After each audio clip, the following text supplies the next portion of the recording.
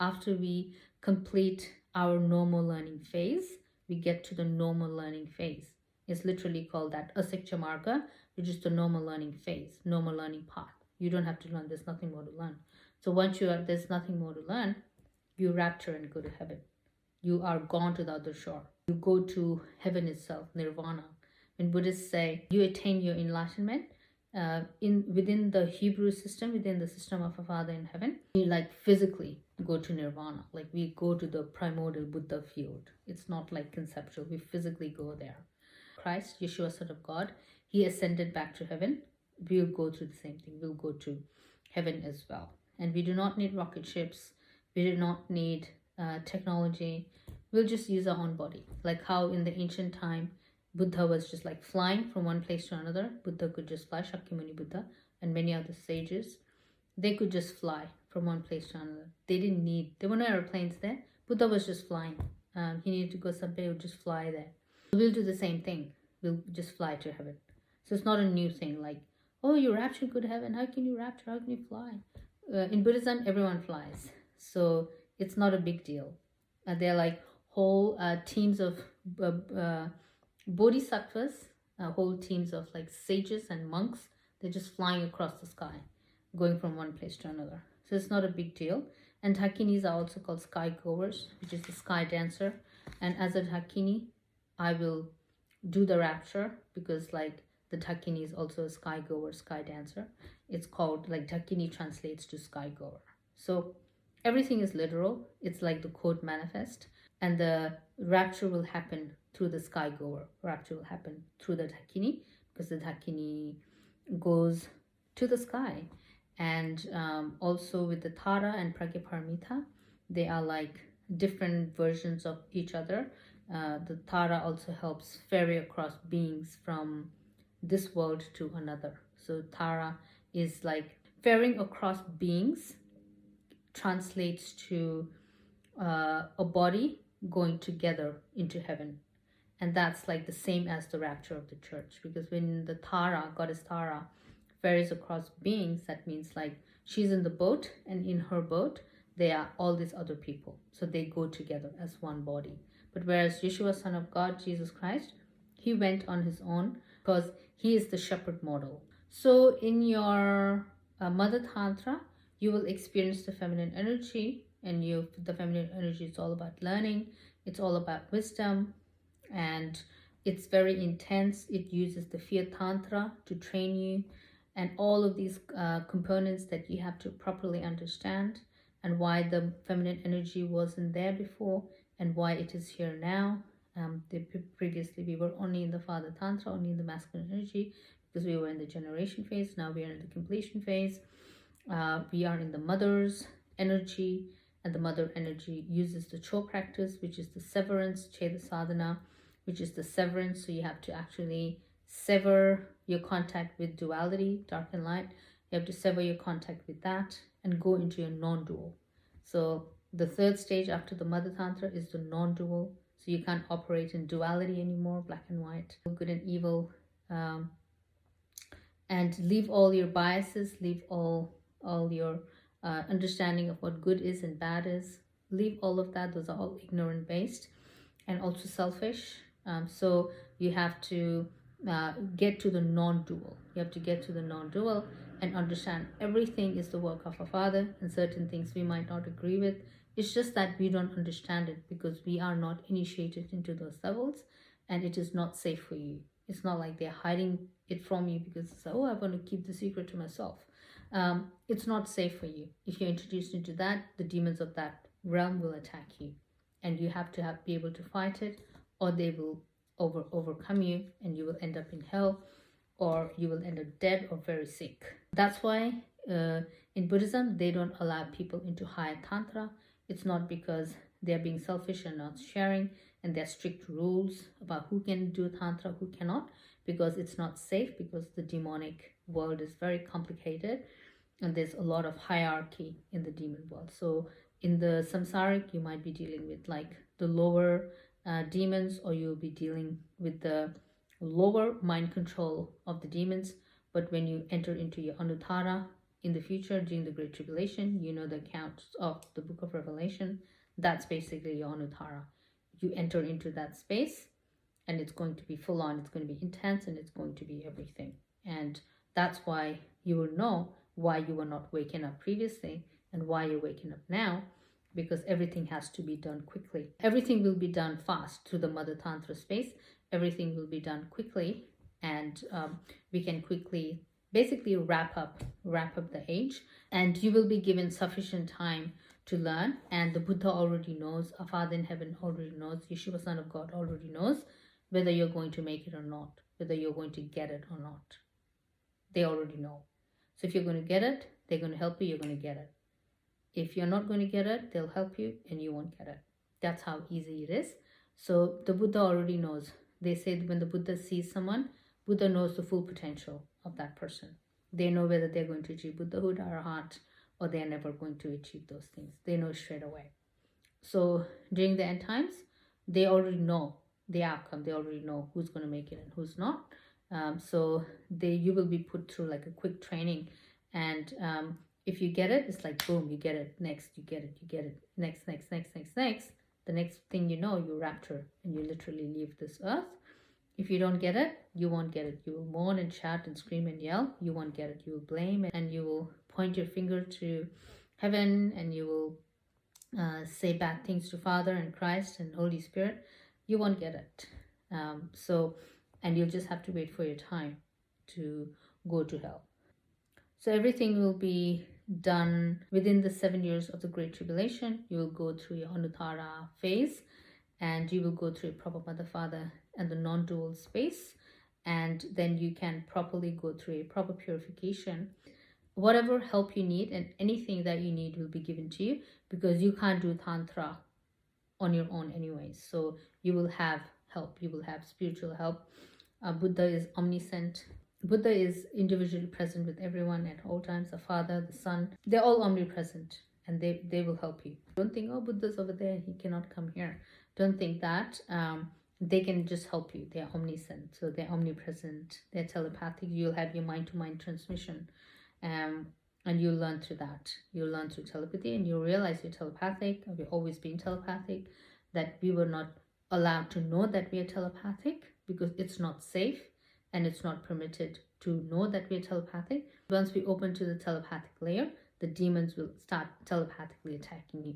When you don't know telepathy exists, demons can trick you, fool you, but they won't like directly attack you and harass you and start talking to you all the time like they do to me. I talk to them as well. It's a two-way thing, but you won't have to deal with that annoyingness, because the demons are based on attachment, and they always want to talk to you. It's like you don't have your own space. Like they won't let you be. It doesn't matter whether you're meditating, whether you are reading, whether you're writing, whatever you're doing, they're always in telepathy with you. They're always there. But when, say, if you're not open to telepathically, they cannot affect you in certain areas. Whereas before, when I wasn't telepathically opened, I had a lot of freedom in terms of my personal space and what I could do. But in open telepathy, it's more obvious. It's around me all the time, and it's more obvious. So you will go through that. You'll realize you're telepathic. You'll realize humanity has always been telepathic, and it's not a big deal. It's not some new age thing. It's just how it is. It's like how our Father in heaven is working with the prophets. All the scriptures were written in telepathy. So direct mind-to-mind transmission and mind-to-mind conversation with the prophets, Hebrew prophets. So it's all telepathy. So we are stuck within the telephone model. We are stuck within that, oh, we can only speak through the telephone, through the 5G network, or through the wires. It's not true. We are telepathic. Everyone's telepathic. Demon is always in your head through telepathy. When you're opened up to those layers and levels, you will have to know how to acclimate to that environment, because there'll be a lot more interaction within your telepathic space. It's like the new layer will be opened up, and you have to acclimate to that new system and that new environment. But you'll realize you were always in telepathy, but now you will realize that you are in conscious telepathy, you are in knowing telepathy. Like anything, there's negative and positive to that. For me, I'm neutral. Like I don't care as long as I complete my mission and I do what I'm here to do. That's all that matters for me. Telepathy, no telepathy, blah blah blah. I don't care as long as I get to do my job. I'm happy with that. It doesn't have to be a certain way.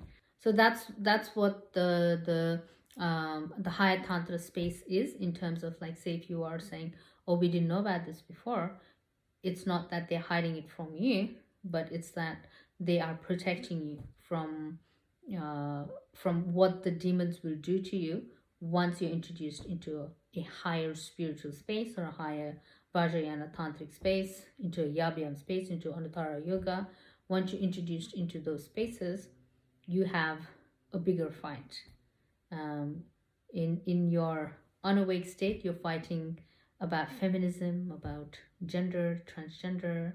You're fighting about that. When you enter into your higher tantra Anuttara space, into your great tribulation, when you enter into your Vajrayana, you will be fighting real demons. You'll be realizing what Satan did to you, why Satan transgendered you and took over your body.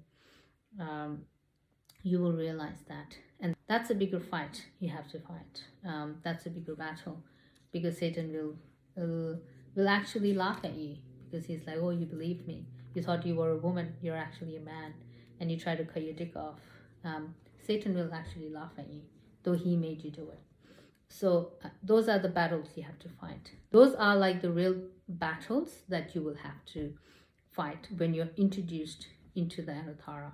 So when you are out of the highest yoga tantra, when you're out of the Yabhyam space, it's a different battle. It's more of a subtle battle. But when you enter into the Yabhyam space, it's more of a direct one-to-one battle. So you will know what happened to you, what they did to you, who did those things to you, and how they are jealous of you, how they are satanic, demonic, how perverse they are, and they are never wanting to change. They always want to inflict and harm. They always want to harm humans.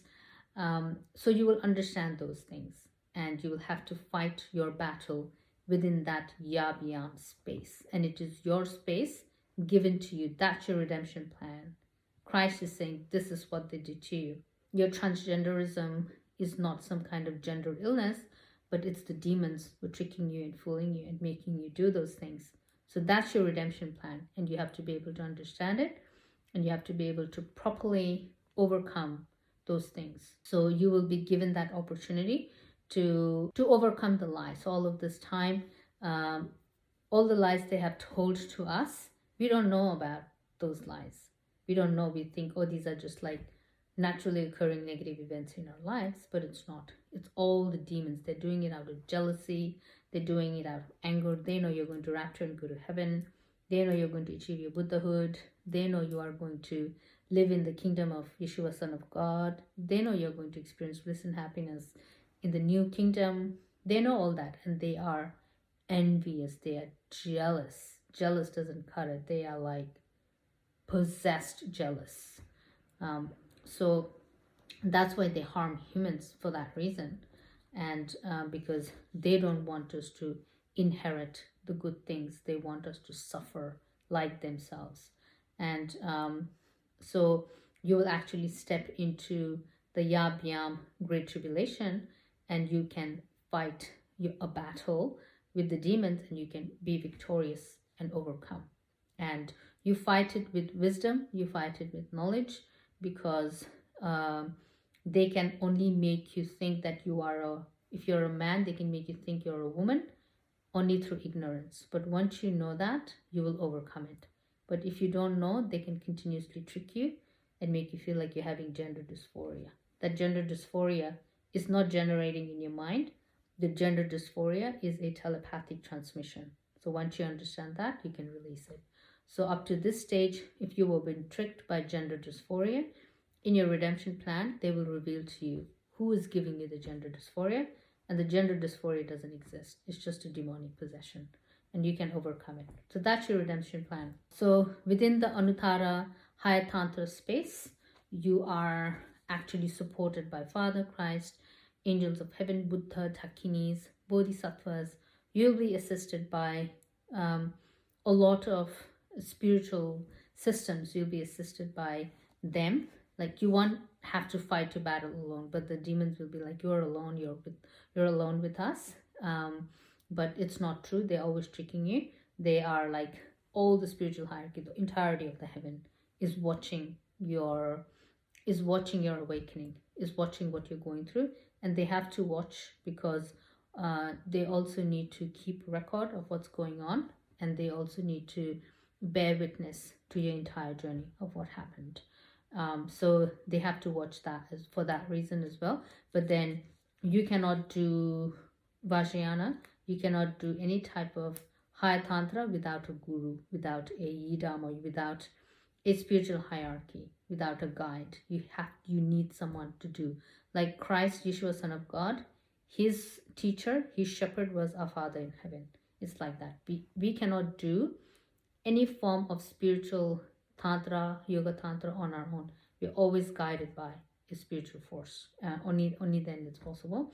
So the higher Anuttara Tantra space, your redemption plan space, which is the Yabhyam space of a mother and father, and your job is to attain your non-dual self, and your job is to properly learn the generation phase of our father through the wisdom of our mother, so that you can attain your non-dual state. You can apply method and wisdom correctly to understand all the information that has been relayed, all the information that we are giving out, so you can properly understand everything, drop all the veils, then you can rapture and go to heaven. And that's what it is, and that's the end goal. And if you do not see, if you do not understand our work, then you will end up in hell. So there are only two paths in the Great Tribulation. You have hell and you have heaven.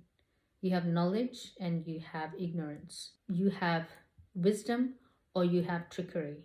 You have suffering or you have bliss. You have Satan or you have Father. You have the Antichrist or you have Yeshua, Son of God. You have the whore of Babylon or you have the pure virgin of heavens. What do you want? So it's like that. There are two obvious options that are given to you, and your place in heaven, is only achieved via the non-dual tantra, via the non-dual state, realizing sunyata and balancing your karmic account to zero. And you'll be shown how to do that. You will be given information on how to understand that, and after that you will just decode your entire reality. It'll be very easy once you understand the system, the Anuttara system. You'll just naturally decode. I didn't even know the Buddhist terms. I didn't even know any of the Buddhist like systems and the steps and the levels. I did everything through my yidam. I did everything through my guru, through my shepherd. So I just naturally did it, and then later I go in and I understand, like study some of the Buddhism, and I realize like, oh wow, I've done all this. Otherwise, if they told me about Buddhism before, well, Anuttara Yoga, Father Tantra, I'd be like, what is that?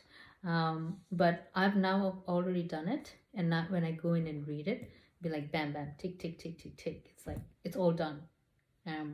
So that's how I have been learning, and that's how humanity will learn as well. And it's very quick, it's very fast. If you understand it, it's very fast. It's natural. It almost like it's revealing information, but it's also training you how to be smart, how to learn the ways of Satan, whore, Babylon, Antichrist, how to learn the ways of the demon, what they are doing to you.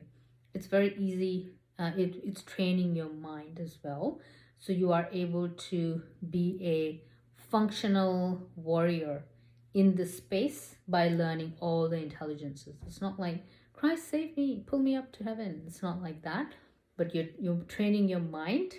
The way they trained me is that it trains me to function better in this extreme environment that I am. So I'm able to function perfectly and seamlessly.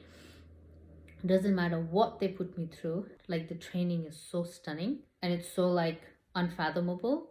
Like it's almost like invisible. Like the training itself is invisible, and it's like No one taught me and I didn't learn anything, but I know everything.